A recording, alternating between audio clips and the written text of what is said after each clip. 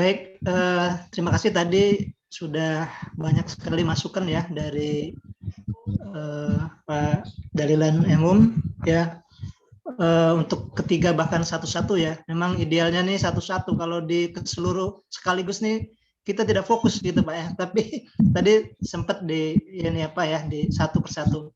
Nah, mungkin untuk saya akan langsung sekaligus ya. Jadi satu pertanyaan tetapi juga untuk ketiga-tiganya. Nah, jadi tadi apa yang sudah disampaikan oleh Pak Dalilan tadi sudah banyak ya, saya hanya melengkapi saja seperti yang sudah disampaikan di awal, bahwa memang proposal ini yang penting adalah pertama kita, kalau saya sih tanya latar belakang ya, kemudian masalah dapat, kemudian masalah itu diselesaikan dengan konsep apa. Nah, nanti itu juga yang ingin saya tanyakan nanti ketika perbaikan dengan saya, harus ada teori satu orang yang bisa menyelesaikan masalah itu. Nah, misalnya masalah repository, evaluasi, pemanfaatkan apa tadi yang repository ya, nanti evaluasi penerapan repository. Nah, nanti konsep siapa yang dipakai itu, karena kalau kita ke lapangan tidak membawa konsep, kita mau apa gitu kan? Kadang-kadang seperti itu ya. Jadi mahasiswa ke lapangan tidak tahu apa yang mau dikerjakan.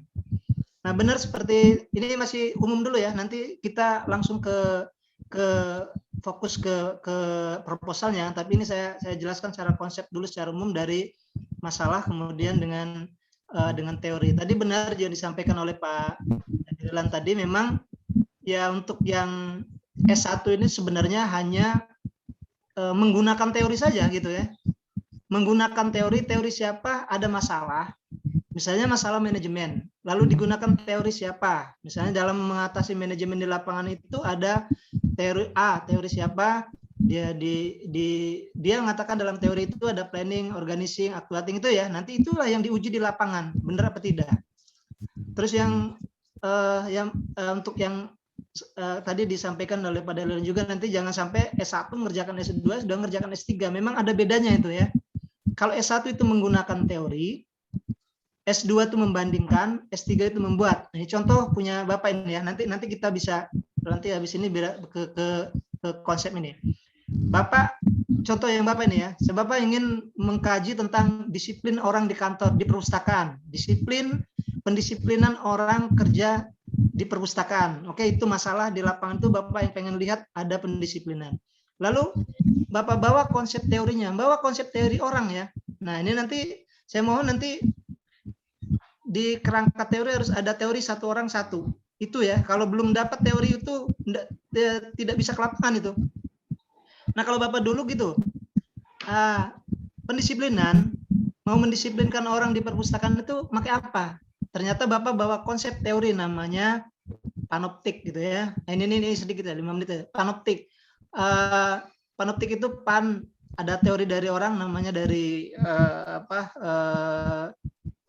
dari Michel Foucault ya, bahwa pan itu memandang, optik itu kacamata dari jauh, bahaya katakanlah teknologi gitu kan. Oh, Bapak pengen melihat orang disiplin dengan teknologi, dengan RFID, dengan kamera, dengan apa. Ya diuji nanti di lapangan berapa orang yang disiplin, tidak berapa disiplin. Nah, itu S1 selesai ya sampai di situ. Jadi nanti juga kita harus ada teori satu nih. Ini saya coba satu-satu, saya akan di konsepnya ya, untuk melengkapi di konsepnya, di kerangka teori nanti Bapak tanya ini. Nah, kalau S2 nanti sudah membandingkan itu panoptik, ada yang mengatakan bahwa panoptik itu ya untuk pengawasan gitu kan. Ada lagi yang mengatakan dari itu adalah sebuah kuasa, bahwa dibandingkan nanti bahwa sesungguhnya panoptik itu adalah sebuah kuasa. Nah, itulah yang kuasa yang lebih baik itu kita gunakan untuk ke lapangan juga. Maka itu S2. Nah, kalau S3 ada teori panoptik ya, menguji dengan teknologi, lalu kemudian ternyata orang tidak akan disiplin dengan teknologi, dengan agama juga misalnya teologi, jadi teopanoptik. Nah, itulah Bapak kebaruan kemarin tuh teopanoptik. Nah, itu S3. Ini aja ya. Jadi memang seperti itu. Nah, kembali kita ke S1, cukup hanya punya teori, punya konsep yang akan dibawa ke lapangan. Nah, ini akan Bapak tanya ini, dan nanti juga Bapak ACC kalau sudah ada teorinya siapa, misalnya repository. Ya, misalnya punya si Rifki ya, punya Dilki ya, misalnya repository, pemanfaatan repository kan berguna Ya, Pak. untuk pengguna, lalu kemudian dievaluasi.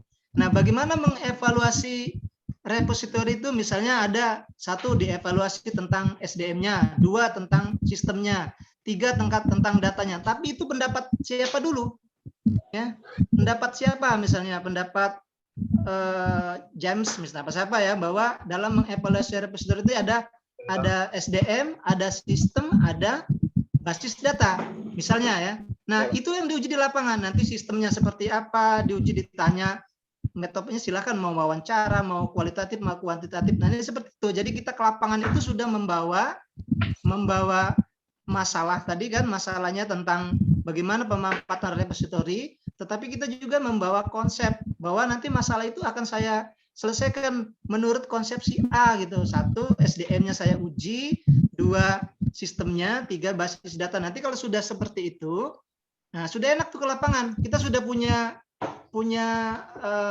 jelas ya ke lapangan. Oh, saya mau ke lapangan, mau ke Sriwijaya ini, ke Unsri, mau menguji tentang repository, pemanfaat evaluasi repository. Yang satu akan saya uji SDM-nya. Nah, seperti apa di sana? Orangnya tanya, SDM-nya seperti apa ya. Kedua, sistemnya dia menggunakan apa tuh repository-nya. Maka kan itu kan website-nya pakai apa, sistemnya ya. Baru yang ketiga misalnya datanya lengkap tidak. Nah, itu kan dievaluasi itu. Nah, nanti pada terakhirnya akan menjadi berguna untuk bermanfaat untuk pengguna kan gitu kan. Nah, itu yang secara umumnya ya. Oke, baik, kita mungkin lebih langsung ke ini aja, ke proposalnya ya, ke skripsi proposalnya. Yang pertama ingin Bapak cek ya seperti tadi, satu masalah teknis, kedua masalah substansinya atau konsepnya ya. Yang pertama mungkin teknis dulu ya, teknis dulu. Yang ketiga-tiganya ini ya, ini teknis, kalau yang lain-lainnya mungkin salah tulis, salah apa nanti bisa diperbaiki. Tapi yang lebih penting adalah ketika kita habis motif ya. Nah, misalnya sudah habis ngutip, punya siapa, misalnya evaluasi adalah apa ini banyak ya, titik langsung dikutip satu, pendapat siapa di bawah. Nah, setelah kutipan itu harus ada komentar ya, itu ya. Nanti coba lihat punya siapa nih, punya Dilvi juga, kita lihat ya, punya Dilvi, coba di halaman berapa, kita Bapak contohkan satu ya. Oke, itu dulu yang pertama. Ini catat ya, itu bahwa setiap habis ngutip harus dikasih komentar. Oke, kita lihat di latar belakang punya siapa dulu nih. Oke lah, ini punya siapa yang Bapak buka ini, punya Ririn ya. Ini karena yang terbuka punya Ririn. Oke, kita lihat ada nggak punya Ririn yang tidak dikasih komentar. Ini coba ya Bapak lihat. Ya, halaman berapa nih yang Lilin bisa sambil lihat ininya, ada nggak sesudah kutipan, kemudian sesudah kutipan, lalu ada tulisan sudah ngutip tetapi masih dikosongkan. Nah, itu harus diisi ya. Oh iya Pak. Coba ini punya siapa yang punya Dilpi, coba buka. Ada nggak di latar belakang? Ini Bapak belum sempat di anunya apa? Ini muter-muter terus ini ya. Di latar belakang misalnya, ini punya siapa nih ya? Ahmad Dilvi ya, Ahmad Dilvi misalnya, ini Bapak buka. Kalau latar belakang itu nggak ada ya? Iya, oke. Ya, kalau untuk teknik pengumpulan data ada Pak. Yang jelas seperti itu ya. Jadi ini punya Dilvi di mana nih yang Bapak nggak bisa kebuka? Ya, intinya itu ya. Yang pertama yang itu, yang setiap habis kutipan itu harus ada komentar. Bahkan sebenarnya setiap paragraf itu kan sebenarnya harus ada pendapat kita yang ikut. Misalnya tadi mengatakan evaluasi ya, dievaluasi menurut Sulistyo siapa, menurut misalnya Pak Putu siapa ya, 2 orang. Nanti dari kedua pendapat itu bahwa langsung dikasih komentar ya, bahwa memang komentar itu kan bisa kita setuju, bisa kita menolak, bisa kita membenarkan. Nah itu jadi semuanya harus ada itu ya. Jadi untuk yang habis kutipan harus ada komentar. Nah itu tanda bahwa kita memang ikut andil dalam tulisan itu ya. Jadi kita bukan hanya caplok ditaruh gitu kan, tulisan orang semua gitu kan. Oke, itu ya, nanti bisa dicek ya nih Bapak, kalau secara keseluruhan ini belum bisa dilihat, tapi kemarin sempat Bapak lihat tuh memang masih dari ketiga-tiganya memang masih ada. Ini yang teknis dulu ya. Yang kedua, di setiap paragraf itu banyak yang tidak maksimal ya, tidak normal. Jadi misalnya dari paragraf 1 sampai ke paragraf 2, paragraf berikutnya itu banyak yang tidak normal paragrafnya. Nah, ini misalnya punya halaman 3 punya siapa nih? Punya ini halaman 3 punya Yuci Yunita. Itu seluruh paragrafnya itu tidak sama. Kenapa seperti itu? Karena tidak normal di paragrafnya ya. Jadi blok saja dari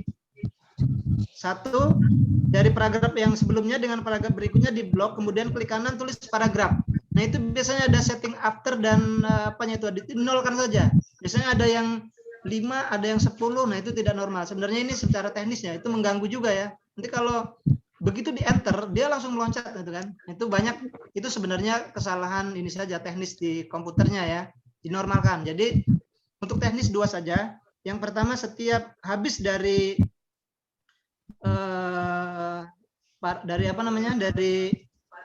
kutipan dikasih komentar. Nanti Bapak cek kalau sudah selesai dari ujian ini ya, Bapak ACC kalau sudah ada komentar semua, Bapak CC, kemudian paragrafnya dinormalkan. Yang lainnya Bapak pikir sudah terbiasa lah ya membuat yang lain-lainnya, misalnya huruf besar, huruf kecil dan lain sebagainya, bisa sendirilah di itu. Tapi 2 itu yang Bapak tanya nanti kalau mau nge-ACC. Oke, itu yang pertama. Yang kedua, kita langsung ke lebih ke konsep atau teori, ke substansinya lah ya. Oke, yang pertama tadi kalau dari masalah ya, rumusan masalah tadi Pak Dalilan juga sudah menyempurnakan ya. Sudah menyempurnakan bahwa memang setiap rumusan masalah itu kan ada 3 ya, apa, bagaimana, dan mengapa. Sebenarnya gitu ya. Jadi kalau kita apa itu yes no ya. Jadi question yes no question. Kalau bahasa Inggris mungkin Pak Dalilan lebih paham ya. Kalau apa Anda sudah makan, cuman jawabnya yes no gitu kan. Ya, tidak. Apakah perpustakaannya bagus? Ya, sudah selesai urusannya kan. Jadi kadang-kadang pertanyaan apa ini dia hanya sebagai jawaban yes no saja, ya tidak gitu kan. Apakah repositorinya bagus? Ya, sudah selesai urusannya. Jadi apa jadi persoalannya gitu ya. Oke, jadi ini juga jadi konsep ya ketika mau membuat pertanyaan, kecuali apa itu dikombin dengan seperti Pak Dalilan tadi, apa ditambah lagi ujungnya itu bisa mungkin bukan jadi yes no lagi ya. Jadi dia jadi pertanyaan yang mengembangkan itu ya. Nah, lalu kedua bagaimana? Di situ banyak kalimat bagaimana. Memang benar, kalimat bagaimana itu dia berbicara proses. Misalnya tadi kan, apa Anda sudah makan? Belum gitu ya. Tapi kalau bagaimana Anda makan? Nah, kan ditanya proses itu bagaimana makan, Pak. Saya ambil piring, ambil sendok, ambil nasinya. Nah, itu proses. Jadi bagaimana itu memang tidak disebut kalimat prosesnya juga, dia sudah prosesnya. Tapi sebenarnya yang jadi persoalan adalah mengapa, gitu ya. Ini sebenarnya kita lebih paham kalau mengapa Anda makan. Nah, pasti jawabnya itu alasan ya. Karena lapar, Pak. Karena biar badannya gemuk misalnya kan. Nah, sama seperti di repository misalnya. Mengapa repository itu perlu dievaluasi? Nah, itu perlu menjadi persoalan kan? Kalau kita bicara bahkan kalau S3 tuh kalau tidak ada mengapa dicoret memang ya. Jadi tapi di S1 pun sebenarnya sudah biasanya apa dan bagaimana ya. Apa dengan bagaimana di S1 itu. Tapi kalau dia mengapa itu kadang-kadang apanya ke bawah, bagaimananya juga ke bawah karena dia alasan kan. Mengapa dia tidak bagus? Karena banyak kendala, Pak, gitu kan. Kan bicara kendala. Mengapa dia banyak mengapa itu memang dia perlu alasan. Nah, itu jadi kita juga tadi ada 3 itu, ketiga-tiganya itu sebenarnya tidak ada yang kalimat mengapanya itu sebenarnya. Kemudian kalau dia dibuat mengapa itu lebih alasannya. Kenapa webtoon itu berpengaruh kepada budaya literasi misalnya gitu kan. Nah, itu sebenarnya konsepnya itu. Jadi ketika kita cari nanti, mengapa ya ke webtoon itu bisa, karena dengan ada webtoon itu orang belajarnya bisa lebih tidak pusing karena membaca gitu kan, tapi karena dengan gambar gitu kan. Atau karena memang kedua manusia itu beda-beda, ada yang hobinya dengan musik, dia belajar mendengarkan musik, bisa belajar, bisa masuk pikirannya, belajar dari orang mendengarkan cerita lalu dia masuk. Nah, itu kan alasan-alasan yang kita perlu dicek di lapangan gitu kan. Nah, jadi memunculkan sebuah persoalan. Nah, lalu kemudian masalah itu sebenarnya bukan hanya jelek saja ya. Misalnya kadang-kadang kan sekarang kan masalah itu, Pak, itu perpustakaannya jelek itu jadi masalah. Sebenarnya tidak ya. Perpustakaannya bagus pun jadi masalah. Kenapa dia bagus? Gitu kan? Mengapa repositori di Sriwijaya itu bagus?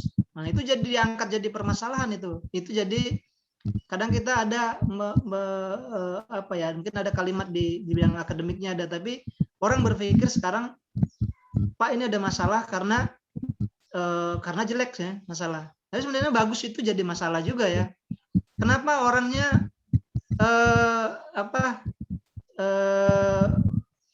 budaya literasinya bagus kan menjadi masalah sebenarnya kan. Jadi karena berarti jawabannya karena dia menggunakan webtoon misalnya gitu kan, webtoon atau dan lain sebagainya. Oke, itu konsep secara keseluruhan ya. Nanti Bapak cek satu-satu. Tapi ini satu saja ya. Coba Bapak pengen dengar kan ada 3 tuh, masalah, data, kemudian konsep. Satu masalah dulu. Pertanyaannya sama ya. Semuanya 3-tiganya menjawab. Sebenarnya judul itu Anda mau mengangkat masalah apa? Itu dulu. Ya, mungkin bisa dari Delvi dulu. Silakan. Apa? Bisa diulang, Pak? Ya, ini Delvi judulnya kan pemanfaatan repositori, bukan pemanfaatan ya, apa namanya? Evaluasi penerapan repositori di Universitas Sriwijaya. Sebenarnya ada masalah apa di dalam repositori? Kenapa menarik untuk diteliti? Nah, gitulah sebenarnya permasalahannya. Itu dulu ya, coba silakan. Yang lain juga 3-3 siap-siap ya, sama-sama. Cuma 3 pertanyaan Bapak. Pertama sekarang itu masalah, kemudian yang kedua 2 sajalah sama teori. Udah itu kita sudah. Kalau 2 itu sudah dapat, ada masalah, ada data, ada konsep yang dibawa ke lapangan, sudah cukup untuk sebagai proposal ya. Karena kita kan belum tahu kesimpulannya apa. Yang penting kita sudah punya konsep, mau diuji di lapangan gitu aja. Coba satu dulu, yang pertama, mengapa Dilvi mau ngambil repositori ini sebenarnya jadi persoalan penting itu apa? Kalau orang bilang kegelisahan akademik lah gitu kan. Apa yang jadi masalah sehingga menarik untuk diteliti itu? Kalau untuk itu, Pak, itu mengetahui proses dia, Pak. Kan soalnya dia itu Universitas Sriwijaya itu, Pak, open access, Pak, gitu, yang repositorinya. Di situ juga dia bisa melihat statistik yang mengenai orang yang melihat, orang yang mendownload, dan juga statistik mengenai pengunjungnya, Pak. Jadi masalahnya tuh karena dilihat tuh ialah kendalanya, Pak. Kendala pertama itu kendala yang dihadapi pustakawan kan di sana tuh, Pak, makin banyak mahasiswa yang ini apa Pak, mengumpulkan skripsi itu berbasis itu kan offline dulu, kemudian online lah Pak. Terus kendala yang itu diketahui itu gimana sih ya, gitu Pak. Mungkin dari segi kendala itu ialah penguploadan Pak, terus mengubah yang dari bentuk berkas CD menjadi berbasis online Pak. Sama mengetahui Pak bagaimana sesudah skripsi di online kan Pak. Kan skripsi berbentuk media cetak itu Pak tidak mungkin selamanya harus di dalam perpustakaan itu Pak. Nah, mungkin untuk itu mengetahui kelanjutan skripsi tersebut Pak. Kurang lebih seperti itu Pak. Ya, baik ya. Kita akan menguji bagaimana kendala-kendala yang terkait dengan repository ya di sana ya nanti sesuai dengan apa yang sudah dirumusan masalah, karena kita kan menjawab masalah itu nanti. Jadi kita tidak kemana-mana sesuai dengan apa yang ingin kita uji itu. Oke, yang pertama itu. Yang kedua ini mungkin nanti kedua-duanya sama-sama Bapak alihkan pertanyaannya. Yang kedua, yang terpenting ini adalah akses untuk kesananya ya. Ini akses untuk kesananya kira-kira sudah pernah dijajaki belum? Ini kan penting ini ya. Karena dulu waktu Bapak mau penelitian itu 3 perpustakaan, bayangkan aja di Jogja, semuanya yang tidak ada tahu ya, di UIN Jogja Bapak ada kawan. Tapi yang di 2 itu tidak ada kawan. Bagaimana caranya? Itu kadang-kadang kita kesulitan itu ya. Ingin ya sok kenal, sok dekat sih nggak bisa. Maksudnya bagaimana Bapak cari kawan-kawan yang lain ini supaya masuk ke dalam wilayah itu, karena ini terpenting ya. Nanti kalau nyari data kita meneliti itu tidak boleh boleh salah tapi tidak boleh bohong. Nah itu ingat ya. Kalau misalnya datanya harusnya 20 tertulis 18, oh salah itu, tapi benar memang datanya ada. Jadi boleh salah tidak boleh bohong. Nah itu terkait dengan data ya. Jadi kita kadang-kadang kenapa orang penelitian itu sulit, karena dia kadang-kadang mengotak-ngatik data ya, berbohong. Nah itu yang jadi pertama memang pengen bagaimana masuk ke daerah itu dulu. Nah ini sejauh mana kemarin upaya Dilfi itu pernah ke lokasi itu bagaimana? Kan ada mini riset ya, penjajakan lah kalau bahasanya. Bagaimana kemarin sempat bagaimana? Ini penting ya, kalau tidak tahu ini tidak bisa hanya ngotak-ngatik di internet aja. Oh ini ada repository, kemudian cara ininya harus memang bertanya kepada ini kan itu ada website itu, ada admin servernya. Nah, itu harus ketemu, itu harus bisa, bahkan itu harus diwawancarai atau dicari, ataupun tidak diwawancari dengan model apa yang kalau misalnya pakai instrumen yang jelas itulah sebagai informan yang utama itu kalau di repository itu. Bagian repositorinya, karena penting itu, kalau itu tidak dikuasai, nah sudah jawabannya juga dari internet nggak bisa itu. Nah, coba gimana kemarin penjajakannya gimana? Kemarin tuh Pak, pertama kali itu situ tuh bertanya seperti itu kan. Nah kata yang dari pihak perpustakaan artinya harus ada surat izin untuk situ.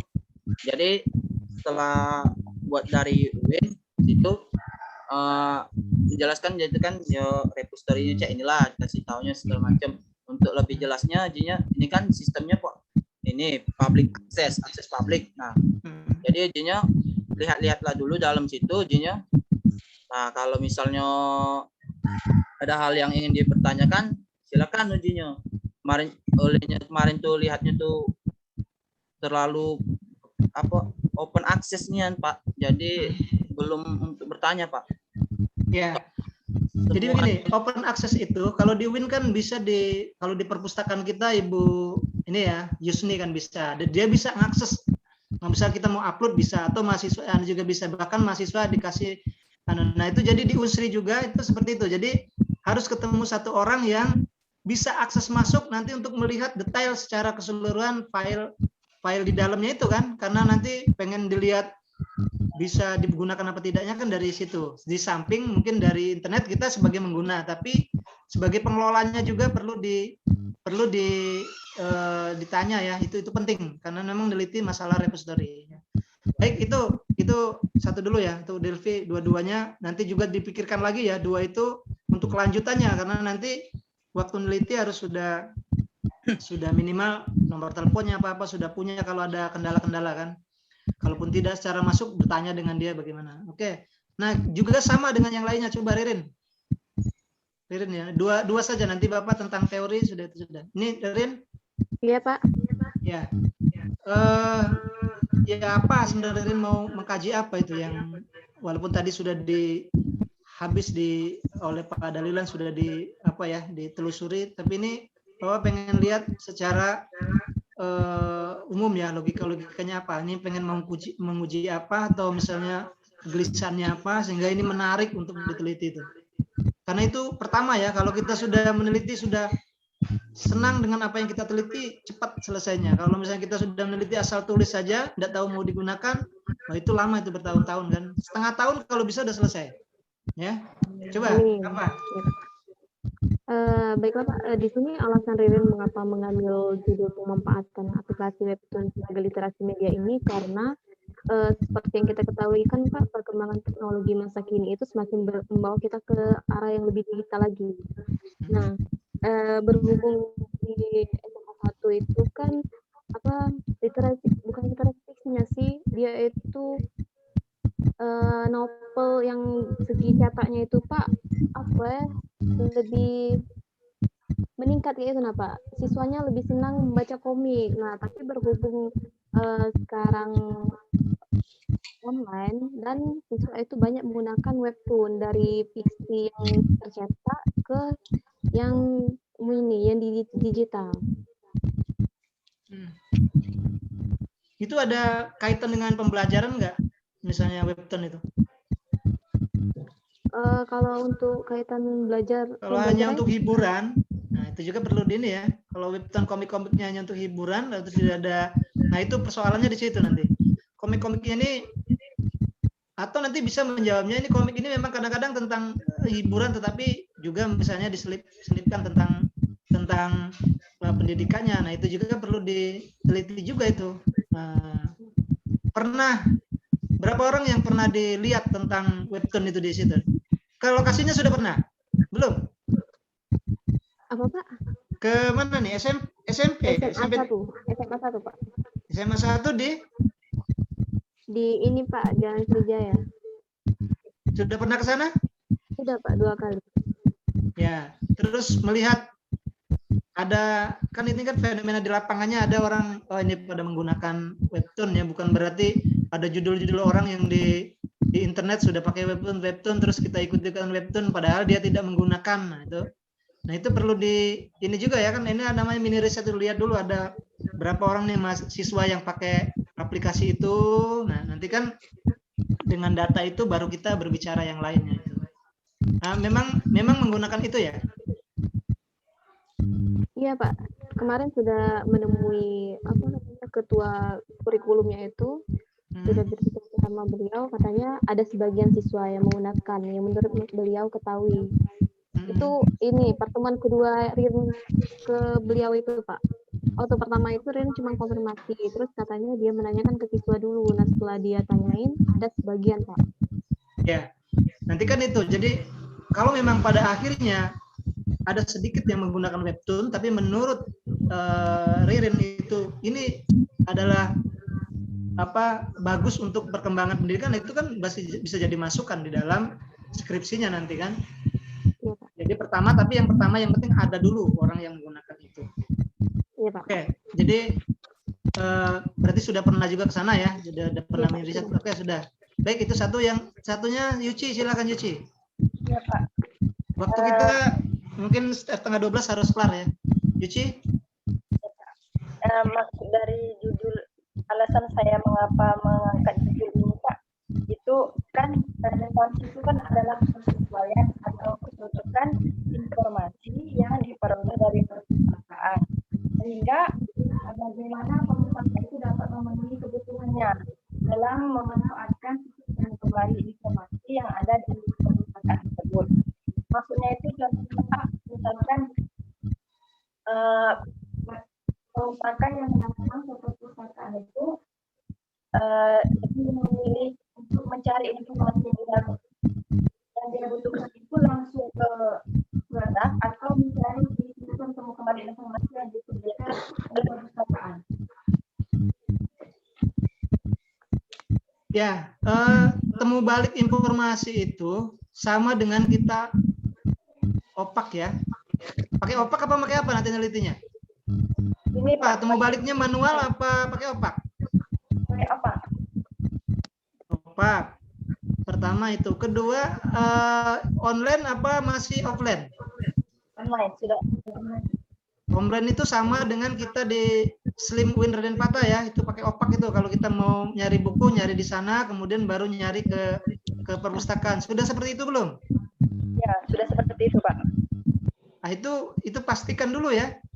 Kecuali kalau Yuci bilang ini temu balik informasinya offline, ada otomasinya, nanti anak-anak kalau mau nyari buku di perpustakaan, nyari temu balik informasi kan mencari informasi, kan mencari buku kan. Lalu kemudian nanti ada komputer kita cari baru kerak gitu kan. Atau memang sudah online, lalu kemudian kita cari dari handphone atau dari rumah, dari komputer, baru memang ada di sana, baru kita ke sana. Nah, itu kan untuk mendapatkan temu balik informasikan buku-buku ataupun bahan pustaka lainnya kan.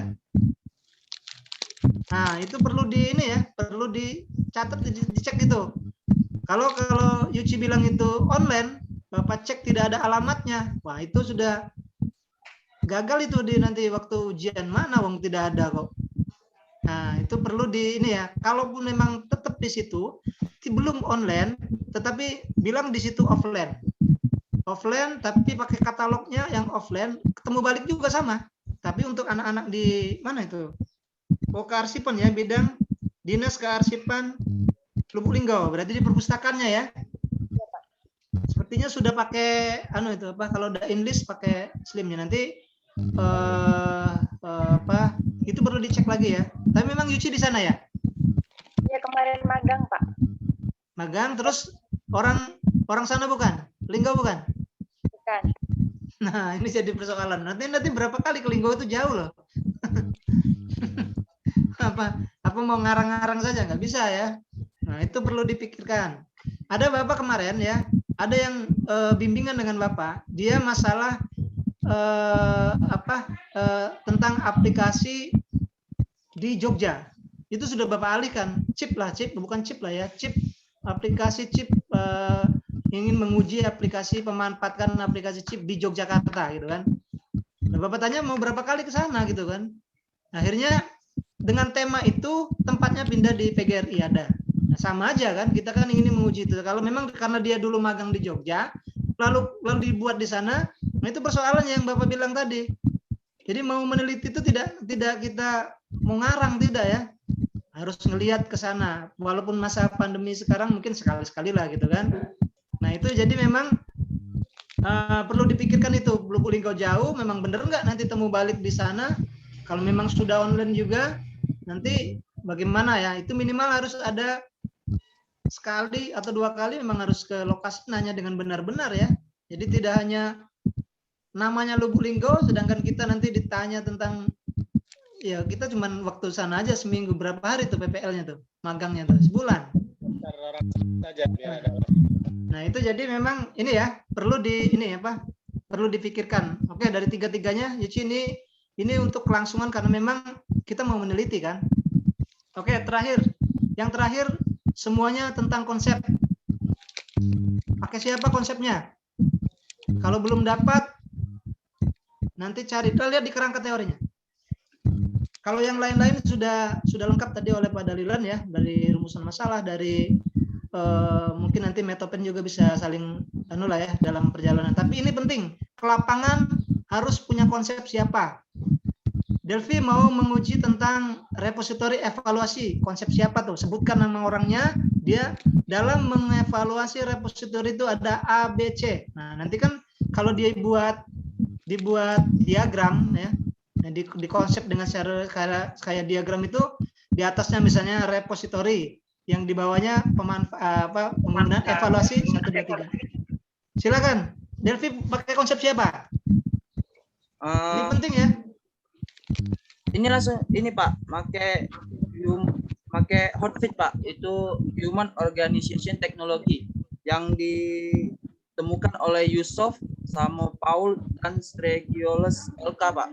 Ya, dia dalam mengevaluasi apa? Dia bilang apa? Ini dia Mengevaluasi repository ya. Ya itu oke, pertama orangnya sudah ketemu tuh. Siapa tadi namanya? Yusuf. Ya. Nah, ini Yusuf ya. Oke. Apa dia bilang? Itu adalah salah satu metode yang dipakai untuk mengevaluasi sistem informasi, Pak. Bagaimana cara mengevaluasinya? Jadi dengan menggunakan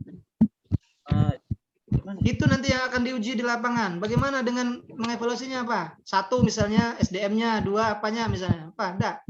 Ada Pak, yaitu apa? Ada beberapa komponen. Yang pertama yaitu human, manusia, merupakan komponen dari sisi pengguna sistem dan juga siapa yang menggunakan, tingkat penggunaan, sikap menerima atau menolak, dan juga dari sisi kepuasan pengguna Pak. Kepuasannya ya. Ya, selanjutnya itu nanti yang diuji di lapangan itu satu manusianya, human-nya ya. Ya sistemnya, Pak. Kemudian pengguna, oke, itu sudah dapat. Konsekuensinya, bukunya itu harus dapat. Ya, cari di LibGenIS atau BOKORG. Ya, jadi tidak boleh dari misalnya siapa tadi namanya Yusuf Pak. Nah, misalnya menurut Yusuf dalam Mulyadi, dalam Misroni, dalam itu tidak bisa itu kan. Tidak boleh di dalam tapi Yusufnya nih kan. Sekarang sudah mudah buku-buku luar negeri itu harus dapat Yusufnya ya. Kalau di bimbingan Bapak sampai terakhir harus dapat karena itu standing point-nya. Nanti di waktu ujian itu, Pak, saya mau menguji pemanfaatan repository di Unsri. Yang saya akan uji di lapangan itu satu tentang SDM-nya, menurut Yusuf, SDM-nya, kemudian sistemnya, kemudian penggunaannya. Hasilnya, SDM-nya sekian, ininya sekian, ini sudah selesai itu. Sudah selesai ya. Deskripsinya sudah selesai itu. Jadi konsepnya ada, datanya ada, kemudian hasilnya ada. Itu sudah seperti itu ya. Nanti Bapak lihat waktu perbaikan. Jadi Yusuf ataupun kalau tidak ada dalam perjalanannya nanti bisa berubah. Pak, ini yang lebih baik boleh gitu ya. Tapi minimal pertama ini sudah ada konsep yang akan dibawa ke lapangan. Itu sudah oke. Itu aja sebenarnya waktu kita proposal ini kan baru mau mulai gitu kan. Baru mau mulai itu baru menduga-duga kan ada data, kemudian ada masalah seperti itu sepertinya. Nanti saya akan selesaikan dengan konsep ini di lapangan. Dan hasilnya nanti itu kan. Oke, itu untuk yang Delphi sudah. 15 menit lagi ya. Ini Ririn apa? Ini Pak, teori yang tentang Ririn itu Webtoon, dari ya? Ini literasi media.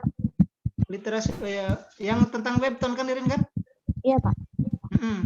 Teorinya punya siapa? Teorinya literasi media dari W. James Potter 2004. James Potter. Iya Pak. Teori tentang the seven skill of media. Nah, dia bicara apa? Dalam pengaruh ya, mengenai pengaruh webtoon ini apa? Dia bilang apa katanya? Ada nggak di situ dia bilang? Teori literasi media adalah sumber daya penting untuk masyarakat luas dalam memperluas pemahaman tentang bagaimana media mempengaruhi individu dan masyarakat. Masyarakat terbantu dalam upaya pengembangan strategi sebagai sarana untuk mencapai tujuan dan menghindari resiko negatif. Literasi media akan memberikan pengenalan mengenai berbagai media literasi. Yang salah satunya yaitu mode dan seven skill of media literasi. Yaitu ada 7 Pak. Apa? Indikator Pak yang disebutkan. Iya, apa saja itu? Yang kalau mengevaluasinya apa saja? Dia bilang terus. Itu baru pengertiannya kan? Terus? Iya Pak. Lebih luas lagi dah. Dia bilang apa? Coba terus nanti kita tahu apa maunya dia itu nanti tahu. Coba apa lagi? Dari teori the seven skill ini keterampilan paling relevan dengan literasi media analisis, evaluasi, pengelompokan, induksi, deduksi, sintesis dan abstraksi. Belum, terus. Ada lagi enggak? Dia Keterampilan bilang apa? ada lagi. Keterampilan ini jarang digunakan dengan cara otomatis, melainkan mereka membutuhkan upaya sadar bahwa ketika seorang memiliki kemampuan tinggi untuk menggambarkan perbedaan antara kompetensi dan keterampilan. Berpikir tentang membaca seperti itu diajarkan di sekolah. Peserta didik belajar mengenai simbol dengan kata-kata. Mereka belajar bagaimana menyuarakan simbol-simbol dan bagaimana menyesuaikan simbol-simbol bersama menjadi kalimat. Simbol jadi kalimat ya. Simbol jadi kalimat. Masih belum ada ini. Coba apa lagi? Habis dia. Cuman gitu aja bicaranya. Masih ada, Pak. Apa? Pada saat orang telah mencapai nilai sekunder, diasumsikan bahwa telah membaca kompetensi, tetapi masih berlatih membaca. Pada saat ini, lebih maju nilai bagaimanapun membaca dianggap sebagai kompetensi dan lebih sebagai keterampilan. Peserta didik fokus pada bagaimana mendapatkan lebih banyak makna dari cerita. Misalnya, ketika pengajar meminta peserta didik untuk membaca dengan keras di sekolah dasar, itu adalah memeriksa kompetensi peserta didik pada pengenalan kata dan pengucapan. Ketika pengajar meminta peserta didik membaca di sekolah tinggi, itu adalah memeriksa keterampilan peserta didik pada bacaan untuk makna dan ekspresi. 7 keterampilan media literasi menurut James Potter. Yaitu yang itu ya? tadi, Pak. Iya, Pak. Nah, itu sebenarnya dari kalimat keseluruhan itu ada yang pertama yang perlu diteliti simbol ya. Jadi Bapak ada kalimat-kalimat simbol, nanti maknanya apa juga itu. Jadi yang kedua misalnya ekspresi ya. Apa tadi ada lagi makna ya. Iya, Pak. Makna, simbol dan apa itu coba nanti dikembangkan lagi. Apakah memang pengaruhnya itu karena simbol itu atau karena maknanya atau karena apa tadi ekspresi mungkin dari tadi yang komik tadi ya.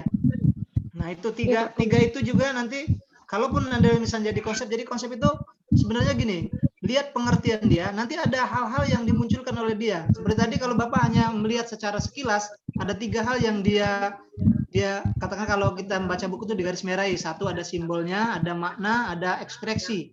Nah, bisa saja nanti menurut James, nah itu jadi kerangka itu menurut James apa tadi ya, bahwa pengaruh dari webtoon itu karena dia kuat karena ada simbol, ada makna, ada juga apa tadi satu lagi ekspresinya.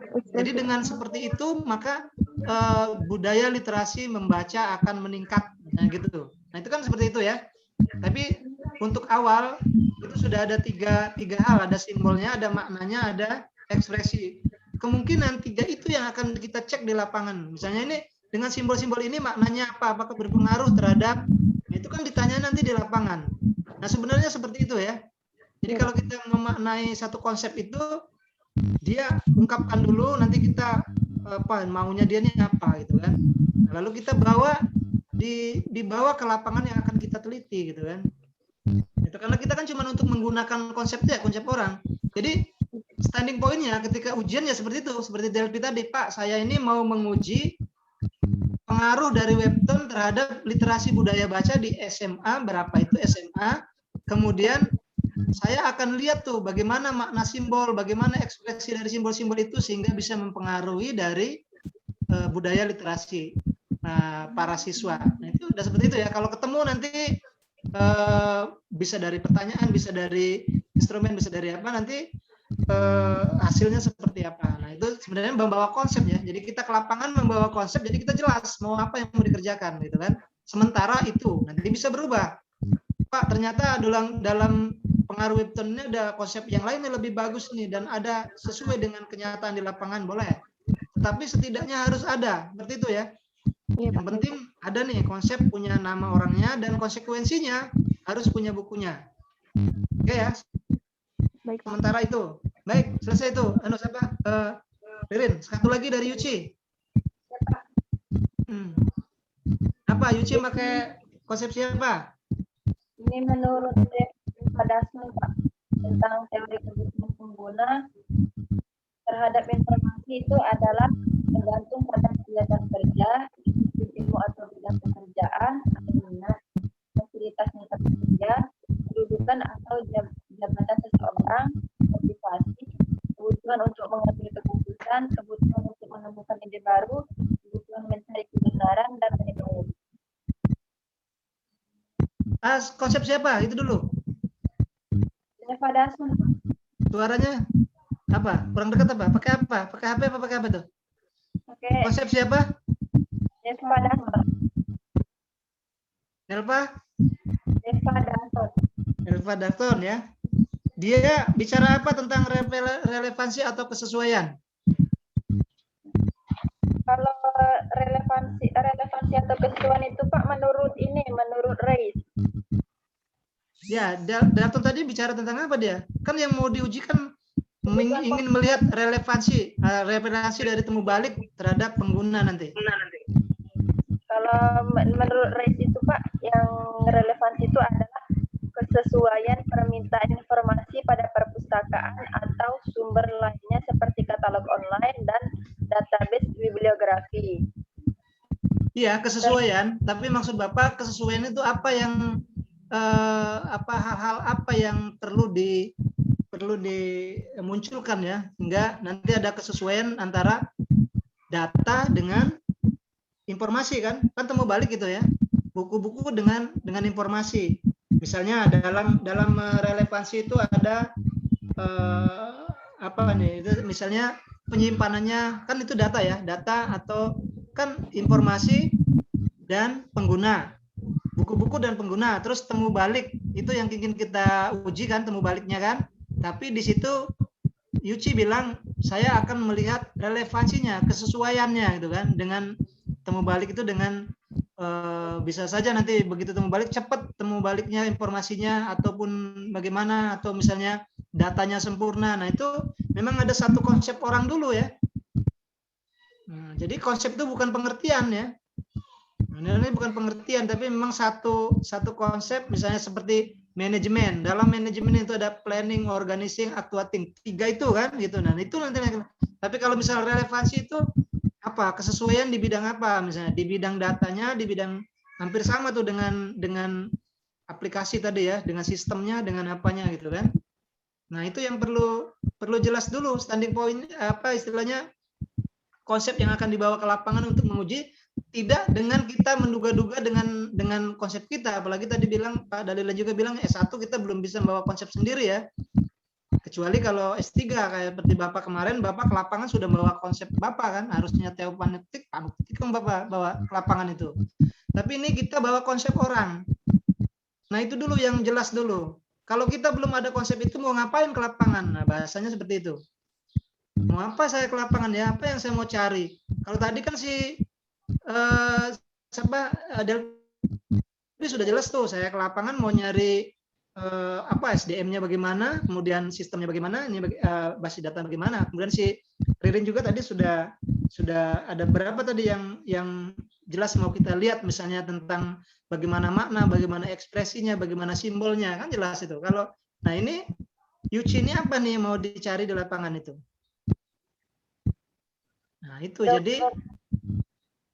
jadi sebenarnya kalau dalam bahasa akademiknya itu ada dasen itu kenyataan di lapangan, dasolen kenyataan idealnya itu kan, idealnya seperti ini. Kalau dia bisa evaluasi punya relevansi itu karena idealnya seperti ini, punya 1, 2, 3, 4 gitu kan, menurut orang. Nah, kalau kita tidak menurut orang tidak bisa, karena S1 kan cuma hanya menggunakan konsep orang gitu kan, konsep orang diuji di lapangan, udah selesai gitu aja. Nah, jadi kalau kita belum ketemu konsepnya, kita belum bisa ke lapangan itu. Kalau Bapak dulu waktu mau ujian ke lapangan, Bapak berapa bulan, 3 bulan tuh dengan pembimbing, tidak boleh ke lapangan. Mau ngapain ke lapangan katanya? Bahkan bukan konsep orang, konsep kita malah itu ya. Konsep dari orang-orang yang buat konsep, kita bandingkan, terus ada satu celah yang tidak diuji oleh orang. Nah itu yang kita bawa ke lapangan. Sebelum dapat konsep itu tidak boleh ke lapangan. Mau ngapain udah bilang, Pak saya mau ke lapangan Pak, mau ngeliatin apa katanya gitu kan. Lihatnya nggak jelas gitu kan. Tapi kalau kita ngelihat jelas, kecuali kalau mau hanya mau main-main silahkan gitu. Tapi kalau ke lapangan dengan mengambil data perlu jelas dulu apa yang mau diambil gitu. Nah itu ya. Baik, nanti untuk Yuci bisa apa kan masih ada waktu bisa dicari pakai siapa gitu kan. Walaupun tadi sudah ada ya tersebut namanya tadi. Nanti lihat apa yang mau dicarinya. Tapi apa tadi? Apa tadi sudah kira-kira sudah kebayang nggak? Yuci? Yang relevan terhadap apa yang ia butuhkan, Pak, terhadap pengguna yang dibutuhkan pengguna, yang sedang dibutuhkan pengguna. Informasi. Ya, atau misalnya relevansi itu ketika apa yang dibutuhkan oleh pengguna 1, 2, 3 terpenuhi. Nah, itu yang diuji di lapangan. Tapi lagi-lagi konsep siapa gitu kan. Nah, itu perlu ditanya, perlu nanti ya.